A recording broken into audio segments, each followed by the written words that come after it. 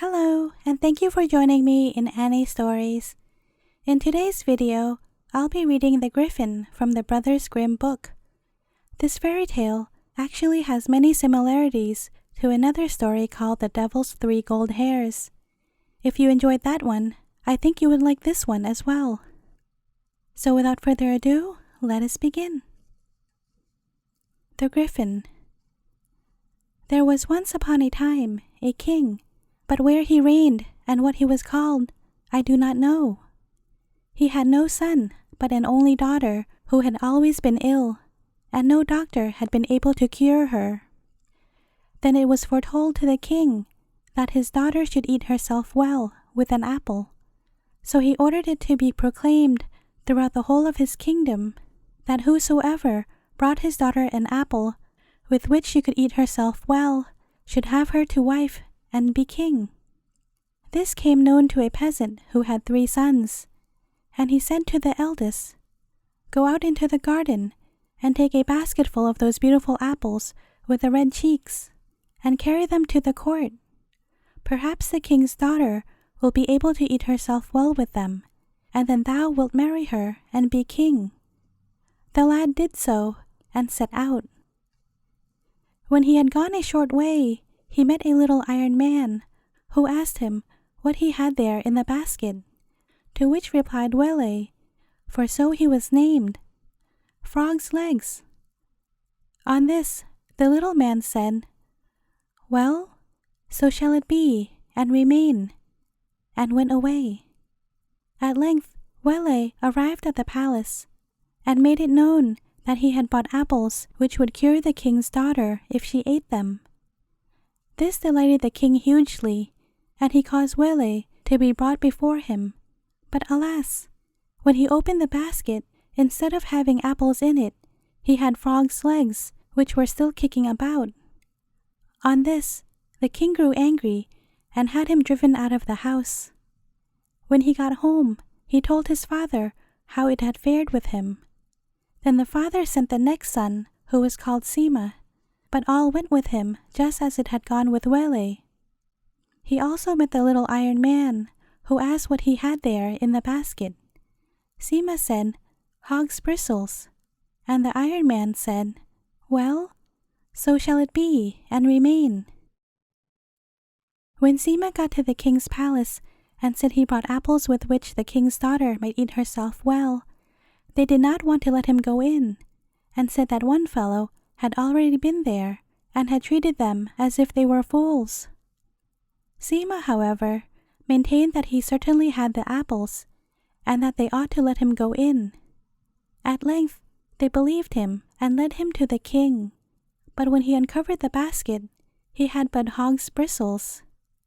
This enraged the king terribly, so he caused Seame to be whipped out of the house. When he got home, he related all that had befallen him. Then the youngest boy, whose name was Hans, but who was always called Stupid Hans, came and asked his father if he might go with some apples. "Oh," said the father, "it would be just the right fellow for such a thing. If the clever ones can't manage it, what can you do?" The boy, however, did not believe him, and said, "Indeed, father, I wish to go." "Just get away, you stupid fellow. You must wait till you are wiser," said the father to that, and turned his back. Hans, however, pulled at the back of his smock frock and said, "Indeed, father, I wish to go." "Well then, so far as I am concerned, you may go, but you will soon come home again," replied the old man in a spiteful voice. The boy, however, was tremendously delighted and jumped for joy. "Well, act like a fool. You grow more stupid every day," said the father again. Hans, however, did not care about that, and did not let it spoil his pleasure. But as it was then night, he thought he might as well wait until the morrow, for he could not get to court that day. All night long he could not sleep in his bed, and if he did doze for a moment, he dreamt of beautiful maidens, of palaces, of gold and of silver, and all kinds of things of that sort. Early in the morning, He went forth on his way, and directly afterwards, the little shabby-looking man, in his iron clothes, came to him and asked what he was carrying in the basket. Hans gave him the answer that he was carrying apples, with which the king's daughter was to eat herself well. "Then," said the little man, "so shall they be, and remain."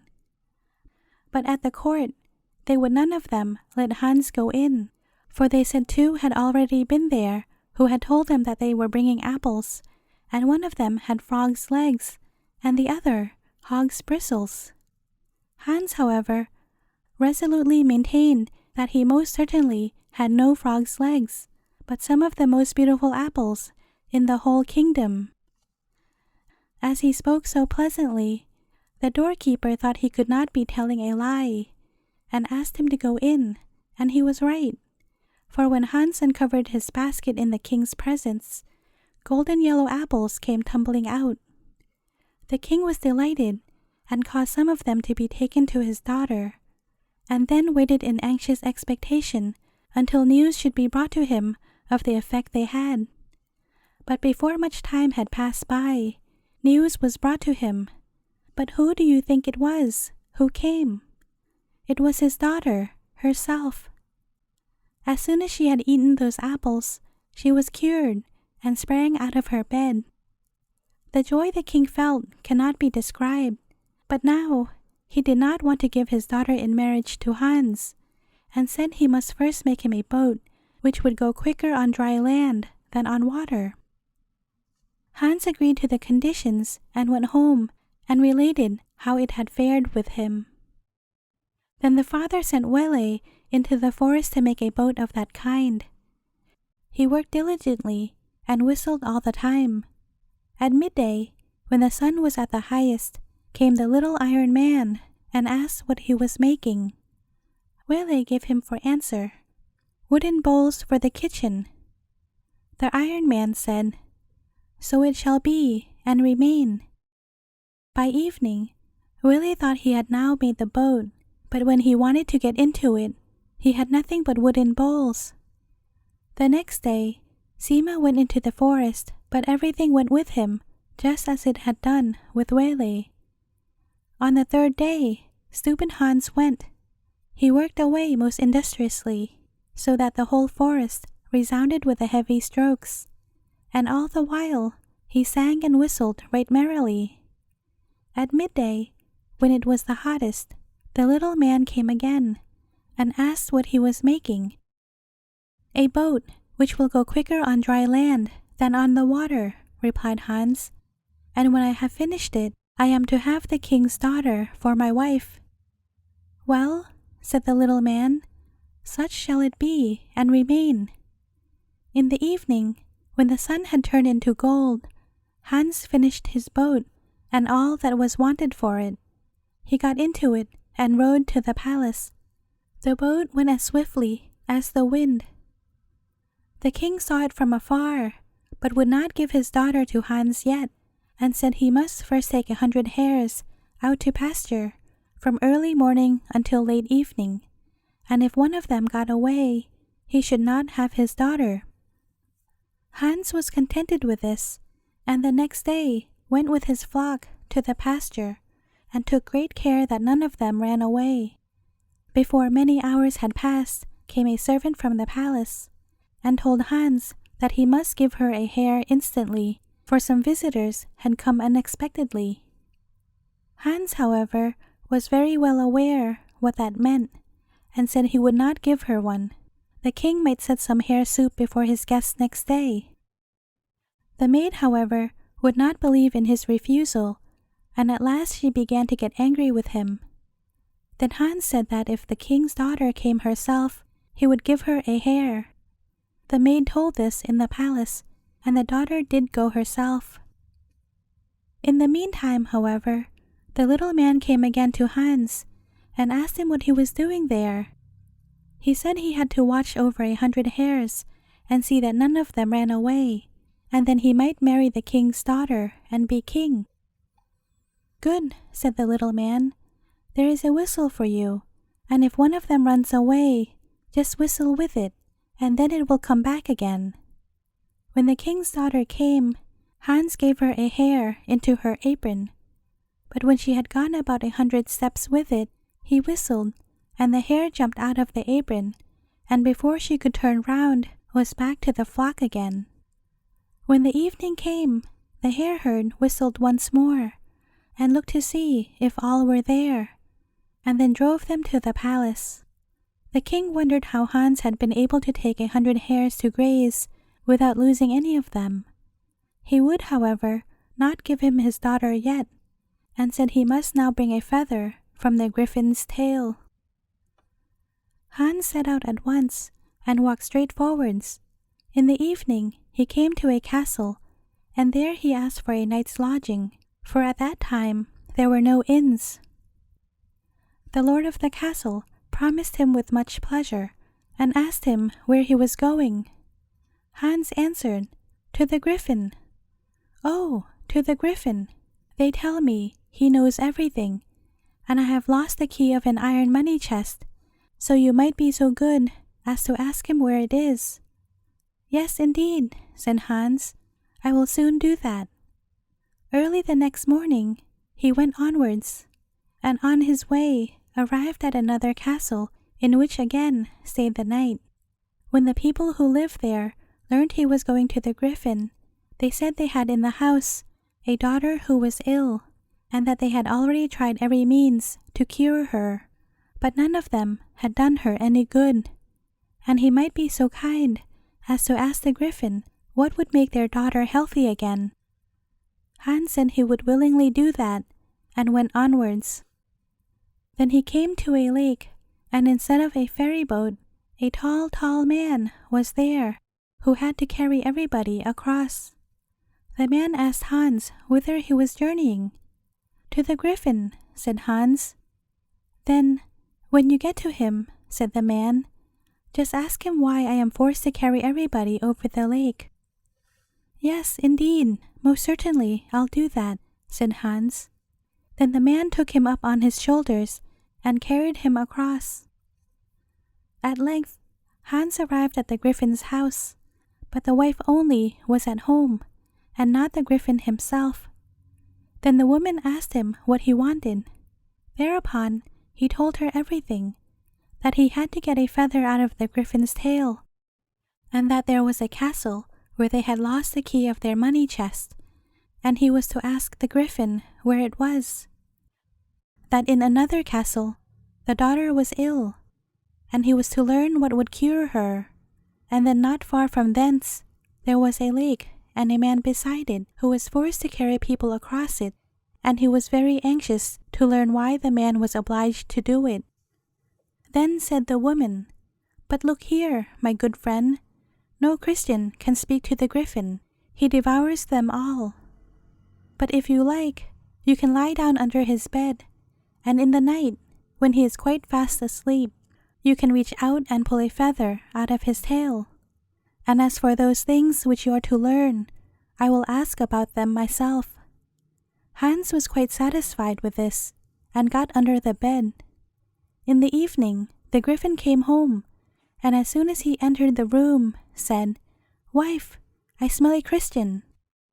"Yes," said the woman, "one was here today, but he went away again."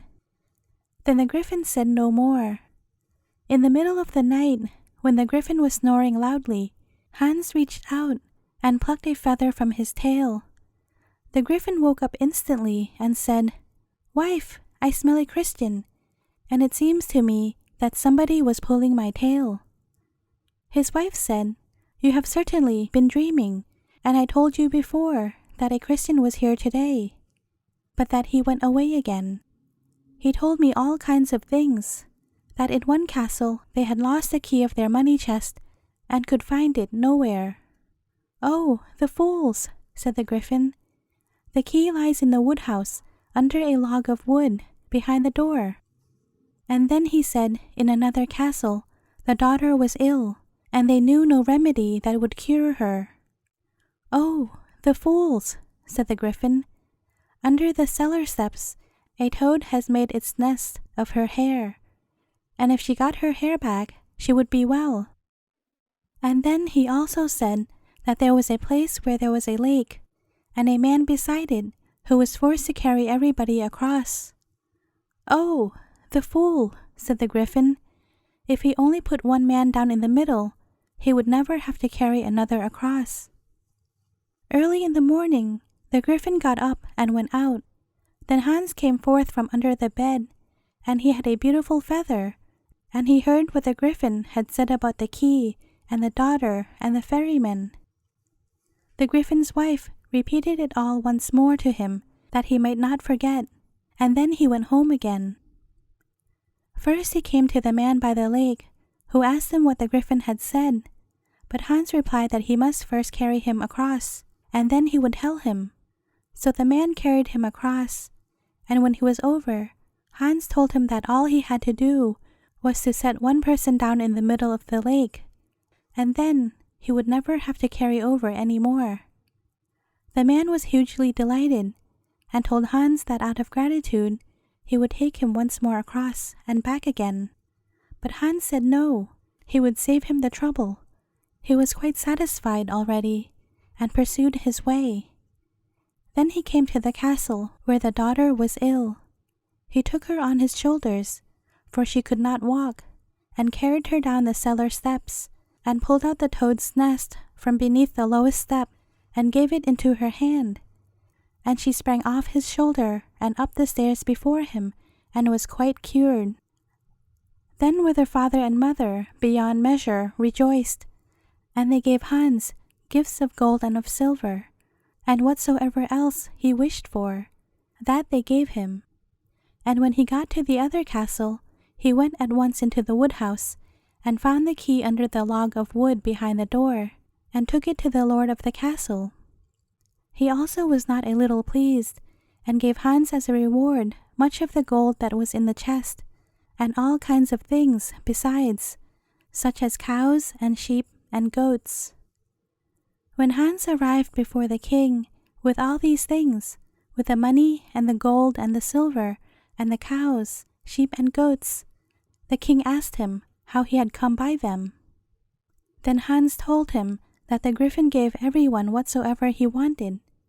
So the king thought he himself could make such things useful, and set out on his way to the Griffin. But when he got to the lake, it happened that he was the very first who arrived there after Hans, and the man put him down in the middle of it and went away, and the king was drowned. Hans, however, married the daughter and became king. Thank you for listening. If you enjoyed this reading, do give it a like and share it with your friends and family. Thanks in advance for all your support, and see you again tomorrow.